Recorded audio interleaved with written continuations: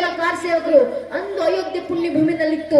ರಾಮ್ ಲಲ್ಲಾ ಮಾಂಗೆ ಮಂದಿರ ವಹಿ ಬನಾಂಗೆ, ಬಚ್ಚಾ ಬಚ್ಚಾ ರಾಮ ಕಾ ಜನ್ಮ ಭೂಮಿ ಕೆ ಕಾಮ್ ಕಾ ಅಂತ ರಾಮರಿಗೆ ಜಯಘೋಷಗಳನ್ನು ಹಾಕ್ತಾ कार ಸೇನೆ ಸಾಕಾರಗೊಳಿಸಿದ್ರಲ್ಲ. ಆ ನಮ್ಮ ಪೂರ್ವಿಕರ ಆ ಸಂಘಟಿತ ಬಲದ ಪರಿಣಾಮ, ಒಮ್ಮೆ ಹಿಂದೂ ಸಮಾಜ ಸಂಘಟಿತವಾಗಿ ಬಂದಂತ ಪರಿಣಾಮ ಪ್ರತಿಫಲ ಇವತ್ತು 500 ವರ್ಷಗಳ ಹೋರಾಟದ ನಂತರ, 78ಕ್ಕೂ ಹೆಚ್ಚು ಮಹಾ ಕದನಗಳ ನಂತರ, ಸುಮಾರು 3.5 ಲಕ್ಷ ಜನ ಹಿಂದೂ कार ಸೇವಕರ ಬಲಿದಾನಗಳ ನಂತರ ಇಂದು ನನಸಾಗಿರುವಂತಹ ಶತಮಾನಗಳ ಕನಸು ನಮ್ಮ ಅಯೋಧ್ಯೆಯ ರಾಮಲಲ್ಲಾರ ರಾಮ ಮಂದಿರ. ಆ ಒಂದು ರಾಮ ಮಂದಿರದನ್ನ ಜೀವಂತ ಸಾಕ್ಷಿಯಾಗಿ ನೋಡ್ಲಿಕ್ಕೆ ಎಷ್ಟು ಕನಸುಗಳನ್ನು ನಮ್ಮ ಪೂರ್ವಿಕರು ಕಂಡಿದ್ರು, ಎಷ್ಟು ಶ್ರಮಗಳನ್ನ ಪಟ್ಟಿದ್ರು. ಇದೇ ರೀತಿ ಧಾರ್ಮಿಕ ಸಭೆಯಲ್ಲಿ ಸೇರಬೇಕಾದ್ರೆ ನಮ್ಮದೇ ಕಾರ್ಯಕ್ರಮಗಳಲ್ಲಿ ನಾವು ಸೌಂಡ್ ಸಿಸ್ಟಮ್ ಅವರಿಗೆ ಹೇಳಿ ಹೇಳಿ ನಮ್ಮ ಕಾರ್ಯಕರ್ತ ಅಣ್ಣಂದ್ರೆ ಹಾಡುಗಳನ್ನ ಹಾಕಿಸ್ತಿದ್ರು, ಡಿಜೆಗಳಲ್ಲಿ ಹಾಡು ಹಾಕೊಂಡು ತಿರುಗಾಡ್ತಿದ್ರು, ವಾಟ್ಸ್ಆಪ್ ಸ್ಟೇಟಸ್, ಇನ್ಸ್ಟಾ ಸ್ಟೋರಿಗಳಲ್ಲಿ, ಫೇಸ್ಬುಕ್ ಸ್ಟೋರಿಗಳಲ್ಲಿ ಹಾಡು ಹಿಡ್ಕೊಂಡು ತಿರುಗಾಡ್ತಿದ್ರು. ಬನಾಯಂಗೆ ಮಂದಿರ್ ಅಂತ ಬಾಯ್ಲಾಗ ಬನಗಯ ಮಂದಿರ ಕಟ್ಟುತ್ತಾಯ್ತು. ಇಡೀ ಜಗತ್ತು ಕಣ್ತಂಬಿಸಿಕೊಳ್ಳುವಂತೆ ಭವ್ಯ ರಾಮ ಮಂದಿರವನ್ನು ಕಟ್ಟಿ ನಿಲ್ಲಿಸಿದ್ದೀವಿ. ಅದು ಭಗವಂತ ಪ್ರಭು ಶ್ರೀರಾಮಚಂದ್ರರ ದಯೆಯಿಂದ.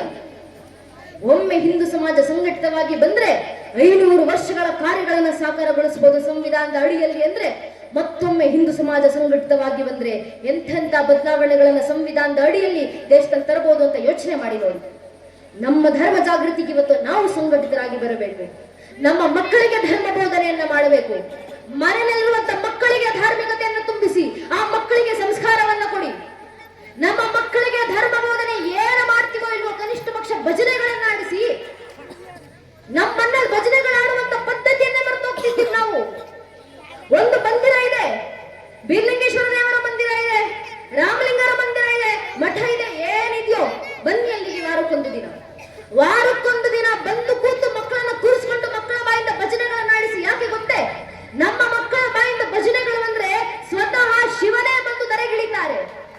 ಇದು ನಮ್ಮ ಪೂರ್ವಿಕರು ಸಾಬೀತುಪಡಿಸಿ ಹೋಗಿರುವಂತ ಮಾತು. ಕೈಗಳಲ್ಲಿರುವಂತ ಮೊಬೈಲ್ಗಳನ್ನ ಪಕ್ಕಕ್ಕೆ ಸೇರಿಸಿ ಆ ಮಕ್ಕಳ ಕೈಗೆ ತಾಳಗಳನ್ನು ಕೊಡಿ, ಕಂಸಾಳೆಗಳನ್ನು ಕೊಡಿ. ಆ ಮಕ್ಕಳು ತಟ್ಟುವ ತಾಳದ ಸದ್ದಿಗೆ ಭಗವಂತ ಅವತರಿಸ್ತಾರೆ. ಗಂಟಾ ಪೂಜೆ ಸಂದರ್ಭದಲ್ಲಿ ನಾವು ಮಾಡುವಂತ ಪ್ರಾರ್ಥನೆ ಆಗ ಮಾರ್ತಂತು ದೇವಾನಾಂ ಗಮನಾರ್ಥಂತು ರಕ್ಷಸಾಂ ಗುರು ಗಂಠಾರವಂತತ್ರ ದೇವತಾವನ್ನ ಲಾಂಛನ. ಕೈಯಲ್ಲಿ ತಟ್ಟುವ ತಾಳಗಳ ಸದ್ದಿಗೆ ಭಗವಂತ ಬರ್ತಿದ್ದಾನೆ ಅನ್ನೋದರ ಲಾಂಛನ ಅದು ಅಂತ ನಮ್ಮ ಪೂರ್ವಿಕರು ಹೇಳಿದಂತ ಮಾತು. ನಮ್ಮ ಮಕ್ಕಳ ಬಾಯಿಂದ ಭಜನೆಗಳು ಬಂದ್ರೆ ಭಗವಂತ ಅವತರಿಸಿ ಬರ್ತಾನೆ ನಮ್ಮ ಮಕ್ಕಳ ಭಜನೆಗಳನ್ನ ಕೇಳಿಸ್ಕೊಳ್ಳಿಕ್ಕೆ.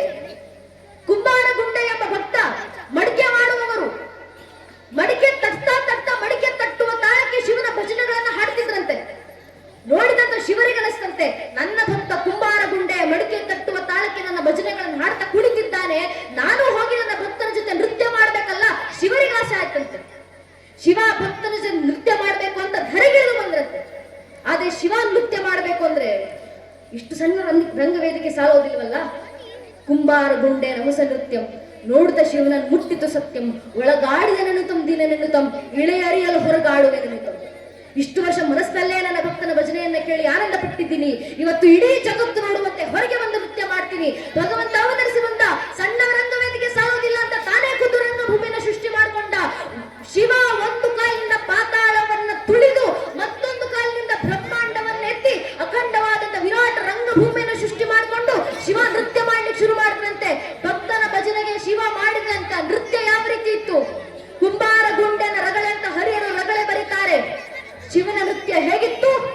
ದಶಭುಜ ಮಂದಿತ್ತಟದೋಳ್ ಪಸರಿಸಿ ಎಸೆವ ಕರಂಗಳ ನೆತ್ತಲ್ ನೇಮಿಸಿ ಒಂದು ಪದಂ ಪಾತಾಳವನೆತ್ತಿ ಒಂದು ಪದಂ ಬ್ರಹ್ಮಾಂಡವನೆತ್ತಿ ಜಡಗಳ ಬೆಂಬಳಿ ಹಿಡಿದಾಡುತ್ತಿರೆ ಮುಡಿಯೋ ಸುರನಿಗೆ ತುಳುಕಾಡುತ್ತಿರೆ ಕಡುಚಲ ಒಳಗಂ ಕುಡಿದಾಡುತ್ತಿರೆ ಮಿಸುಳುಗಡ ಮರಗ ಢಂಢಳಿರಲಿ ತಿಸುಳಗಿ ಹರಿಯವ ತಾರಂ ತಿರ್ರನೆ ತಿರುಗುತ್ತಿರ ಹೈಗಳ್ಳೆಡೆ ಎತ್ತಲ್ ಕರಿಯ ತೊಲ್ಲ ಭೂವರಿಸಲ್ ಸರಸಿಜ ಭವನ ಶಿರಂಬ ಬಿಡುತ್ತಿರೆ ಸುರನ ಶಿರೋಮಾಲೆಗೊಳ್ಳುತ್ತಿರೆ ಪಂಗೆಜ್ಜಗಳ ರಂಭಲು ಗಲಕನೆ ತೊಂಗಳ ಗಂಟೆ ಢಂಢಳಿರನೆ ಆಡಿದ ನಾಡಿದ ನಾಡಿದ ನಾಡಿದ ನಾಡಿದ ನಾಡಿದ ನಾ ಶಂಕರ ಆಡಿದ ನಾ ಗುಂಡನ ಮುಂಡೀಶ್ವರ ಅಂತ ಹರಿಹರರು ಕುಂಬಾರ ಗುಂಡನ ರಗಳೆ ಬರೆದು ತೋರಿಸಿದ್ರಲ್ಲ. ನಾವು ಹಾಡುವಂತ ಭಜನೆಗಳಿಗೆ ಭಗವಂತನ ಅವತರಿಸಿ ಬಂದು ನೃತ್ಯ ಮಾಡುವಂತ ಪರಿ ಅಂತಹದ್ದು. ಅಂತಹ ಭಗವಂತ ನೃತ್ಯವನ್ನ ಕಣ್ತುಂಬಿಸಿಕೊಳ್ಬೇಕಂದ್ರೆ ನಾವೊಂದು ಕರೆ ಕೊಡಬೇಕಲ್ಲ ಭಗವಂತನಿಗೆ. ನಮ್ಮ ಭಜನೆಗಳಿಂದ ಕೊಡಬೇಕಾಗಿರುವಂತ ಕರೆ ಮಕ್ಕಳ ಬಾಯಿಂದ ಆಡಿಸುವಂತ ಭಜನೆಗಳು.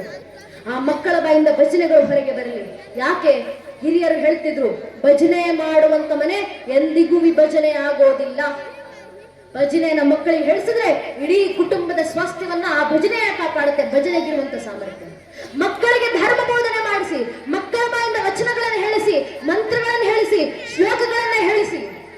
ಅಂದು ಕುರುಕ್ಷೇತ್ರ ರಣರಂಗದಲ್ಲಿ ಕಣ್ಣೀರಿಟ್ಟಿದ್ಯಾರು? ಅರ್ಜುನ. ಉಪದೇಶ ಮಾಡಿದ್ಯಾರು? ಶ್ರೀಕೃಷ್ಣ ಪರಮಾತ್ಮ. ಉಪಯೋಗ ಆಗಿದ್ಯಾರಿಗೆ? ನಮಗೆ. ನಮ್ಮನಲ್ಲಿ ಭಗವದ್ಗೀತೆ ಪುಸ್ತಕ ಇದೆ, ಅದನ್ನ ಮಕ್ಕಳಿಗೆ ಬೋಧನೆ ಮಾಡೋಣ. ಅಂದು ಕಣ್ಣೀರಿಟ್ಟಿದ್ಯಾರು? ಶ್ರೀರಾಮಚಂದ್ರರು. ಉಪದೇಶ ಮಾಡಿದ್ಯಾರು? ವಶಿಷ್ಠರು. ನಿನಗೆ ಜೀವನದ ಸತ್ಯಾಸತ್ಯತೆ ಹೇಳ್ಕೊಡ್ತೀನಿ, ಉಪಯೋಗ ಆಗಿದ್ಯಾರಿಗೆ? ನಮಗೆ. ನಮ್ಮನೇಲಿ ವಶಿಷ್ಠ ಪುಸ್ತಕ ಇದೆ, ಅದನ್ನು ಮಕ್ಕಳಿಗೆ ಬೋಧನೆ ಮಾಡೋಣ. ಅಂದು ಕಣ್ಣೀರಿಟ್ಟಿದ್ಯಾರು? ನಚಿಕೇತ. ಉಪದೇಶ ಮಾಡಿದ್ಯಾರು? ಖುದ್ದು ಯಮಧರ್ಮರಾಯ. ಉಪಯೋಗ ಆಗಿದ್ಯಾರಿಗೆ? ನಮಗೆ. ನಮ್ಮನ್ನ ಕಠೋಪನಿಷತ್ ಇದೆ, ಅದನ್ನು ಮಕ್ಕಳಿಗೆ ಬೋಧನೆ ಮಾಡೋಣ. ಅಂದು ಕಣ್ಣೀರಿಟ್ಟಿದ್ಯಾರು? ಸ್ವಯಂಭೂಮನು. ಉಪದೇಶ ಮಾಡಿದ್ಯಾರು? ಯಜ್ಞನಾಮಕ ಭಗವಂತ. ಉಪಯೋಗ ಆಗಿದ್ಯಾರಿಗೆ? ನಮಗೆ. ನಮ್ಮನಲ್ಲಿ ಈಶಾವಾಸ್ಯ ಉಪನಿಷತ್ ಇದೆ, ಯಾಕೆ ಮಂತ್ರ ಉಪನಿಷತ್ ಇದೆ, ಅದನ್ನು ಮಕ್ಕಳಿಗೆ ಬೋಧನೆ ಮಾಡೋಣ. ಅಂದು ಕಣ್ಣೀರಿಟ್ಟಿದ್ಯಾರು? ಪರೀಕ್ಷಿತ ಮಹಾರಾಜ. ಉಪದೇಶ ಮಾಡಿದ್ಯಾರು? ಶುಕಾಚಾರ್ಯರು.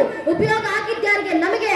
ನಮ್ಮನ್ನ ಶ್ರೀಮದ್ ಭಾಗವತ ಪುರಾಣ ಇದೆ, ಅದರ ಮಕ್ಕಳಿಗೆ ಬೋಧನೆ ಮಾಡೋಣ. ಶ್ರೀನಿವಾಸರು ನಮಗೋಸ್ಕರ ಬರೆದುಕೊಟ್ಟು ಹೋಗಿದ್ದಾರೆ ಶ್ರೀಮದ್ ಭಾಗವತ ಪುರಾಣ.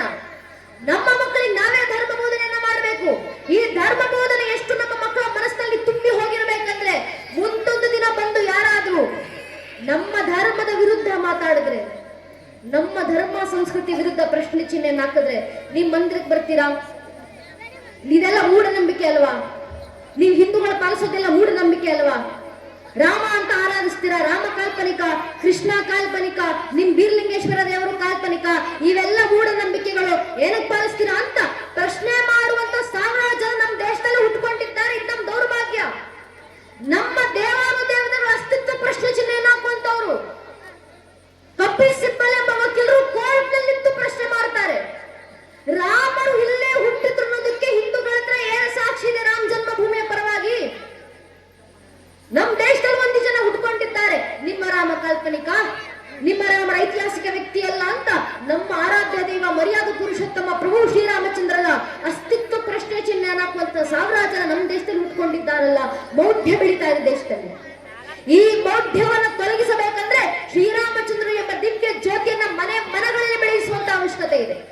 ರಾಮನ ಜ್ಯೋತಿ ನಮ್ಮ ಮಕ್ಕಳ ಹೃದಯ ಗರ್ಭದಲ್ಲಿ ಎಷ್ಟು ಪ್ರಜ್ವಲಿಸಬೇಕಂದ್ರೆ, ಮುಂದೊಂದು ದಿನ ಈ ಬುದ್ಧಿಯೇ ಜೀವನ ಅಂತ ಅನ್ಕೊಂಡಿರುವಂತ ಬುದ್ಧಿಜೀವಿಗಳು ಯಾರಾದ್ರೂ ಮನೆ ಬಾಗಿಲಿಗೆ ಬಂದು ನಮ್ಮ ಮಕ್ಕಳ ಮುಂದೆ ನಿಂತು, ನಿನ್ನ ರಾಮರ ಅಸ್ತಿತ್ವಕ್ಕೆ ನಿನ್ನ ಹತ್ರ ಏನು ಸಾಕ್ಷಿ ಅಂತ ನನ್ನ ರಾಮರ ಅಸ್ತಿತ್ವಕ್ಕೆ ಯಾರಾದ್ರೂ ಪ್ರಶ್ನೆ ಚಿಹ್ನೆಯನ್ನು ಹಾಕಿದ್ರೆ, ನಮ್ಮ ಮಕ್ಕಳಲ್ಲಿ ಎಷ್ಟು ರಾಮರ ಭಕ್ತಿ ಜಾಗೃತಿ ತುಂಬಿರ್ಬೇಕಂದ್ರೆ, ನಮ್ಮ ಒಂದೊಂದು ಮಗು ಕೂಡ ಎದೆ ತಟ್ಕೊಂಡು ಹೇಳ್ಕೊಳ್ಬೇಕು, ರಾಮರ ಅಸ್ತಿತ್ವಕ್ಕೆ ಮಾತ್ರ ಅಲ್ಲಪ್ಪ, ಬೇಕಾದ್ರೆ ಇಡೀ ಶ್ರೀರಾಮಚಂದ್ರರ ವಂಶ ವೃಕ್ಷದ ಅಸ್ತಿತ್ವಕ್ಕೆ ನಾನು ಸಾಕ್ಷಿಯನ್ನು ಕೊಡಬಲ್ಲೆ.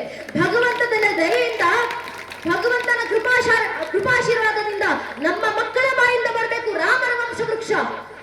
ಮೊದಲಿಗೆ ಬಂದದ್ದು ಶ್ರೀಹರಿ. ಶ್ರೀಹರಿಯ ಮಗ ಬ್ರಹ್ಮ, ಬ್ರಹ್ಮನ ಮಗ ಮರೀಚಿ, ಮರೀಚಿ ಮಗ ಕಶ್ಯಪ, ಕಶ್ಯಪನ ಮಗ ಸೂರ್ಯ, ಸೂರ್ಯನ ಮಗ ಮನು, ಮನುವಿನ ಮಗ ಇಕ್ಷ್ವಾಕು, ಇಕ್ಷ್ವಾಕುವಿನ ಮಗ ಕುಕ್ಷಿ, ಕುಕ್ಷ ಮಗ ವಿಕುಕ್ಷಿ, ವಿಕುಕ್ಷ ಮಗ ಬಾಣ, ಬಾಣನ ಮಗ ಅನನಾರಣ್ಯ, ಅನನಾರಣ್ಯನ ಮಗ ಭೃದು, ಭೃದುವಿನ ಮಗ ತ್ರಿಶಂಕು, ತ್ರಿಶಂಕುವಿನ ಮಗ ದುಂಡುಮಾರ, ದುಂಡುಮಾರನ ಮಗ ಮಾಂಧಾತ, ಮಾಂಧಾತನ ಮಗ ಸುಸಂಧಿ, ಸುಸಂಧ್ಯ ಮಗ ಧ್ರುವಸಂಧಿ, ಧ್ರುವಸಂಧ್ಯ ಮಗ ಭರತ, ಭರತನ ಮಗ ಅಶೀತ, ಅಶೀತನ ಮಗ ಸಗರ, ಸಗರನ ಮಗ ಅಸಮಂಜಸ, ಅಸಮಂಜಸನ ಮಗ ಅಂಶುವಂತ, ಅಂಶುಮಂತನ ಮಗ ದಿಲೀಪ, ದಿಲೀಪನ ಮಗ ಭಗೀರಥ, ಭಗೀರಥನ ಮಗ ಕುಕುತ್ಸು, ಕುಕುತ್ಸುವಿನ ಮಗ ರಘು, ರಘುವಿನ ಮಗ ಪ್ರವೃದ್ಧ, ಪ್ರವೃದ್ಧನ ಮಗ ಶಶಂಕು, ಶಶಂಕುವಿನ ಮಗ ಸುದರ್ಶ, ಸುದರ್ಶನ ಮಗ ಅಗ್ನಿವರ್ಣ, ಅಗ್ನಿವರ್ಣನ ಮಗ ಶೀಘ್ರವೇದ, ಶೀಘ್ರವೇದನ ಮಗ ಮರು, ಮರುವಿನ ಮಗ ಪ್ರಶಿಷಕ, ಪ್ರಶಿಷಕನ ಮಗ ಅಂಬರೀಷ, ಅಂಬರೀಷನ ಮಗ ನಘೂಷ, ನಘೂಷನ ಮಗ ಯಾತಿ, ಯಾತಿಯ ಮಗ ನಾಭಾಗ, ನಾಭಾಗನ ಮಗ ಅಜ, ಅಜರ ಮಗ ದಶರಥ, ದಶರಥನ ಮಗನೇ ರಘುವಂಶದ ರಾಗನ ಪ್ರಭು ಶ್ರೀರಾಮ